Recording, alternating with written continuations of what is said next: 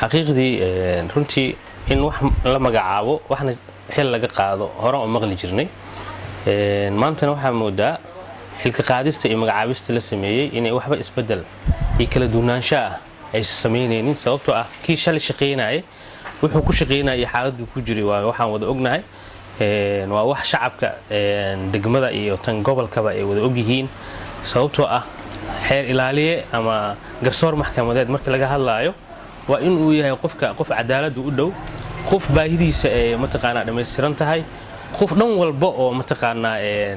maamul ama xukum inuu mataqaana ka dhisan yahay inuu yahay sababtoo ah duruufaha ugu weyn ee wax kala hagi kara waxay tahay qofka baahidiisa marka hore in mid dhameystiran ay noqoto runtina in xil laga qaado qof shalay aan ognahay dayacaad iyo rafaadkii dhibku ku shaqeynayay mid kalena la keeno runtii jugjug meeshaada joog inay tahay waan dareemeynaa runtina madaxdeena Soomaaliyeed inta badan hadal qabsi iyo mataqaana dhaqan waxay ka dhigteen ama ay ku mashquuleen in qof xil laga qaado qof kale loo magacaabo sababtoo ah qofka magacaabaysid iyo kan xil ku qaadaysid balansigooda inaad fiirsaa muhiima ma ahan runtii qofaan magacaabay qofaan xil ka qaaday in lagu mashquulo ma ahan sababtoo ah qaasatan anaga Hirshabeelle ahaan markaan ka hadalno calankaas astaan noo ah magacaasaan wadanaa waxaa moodaa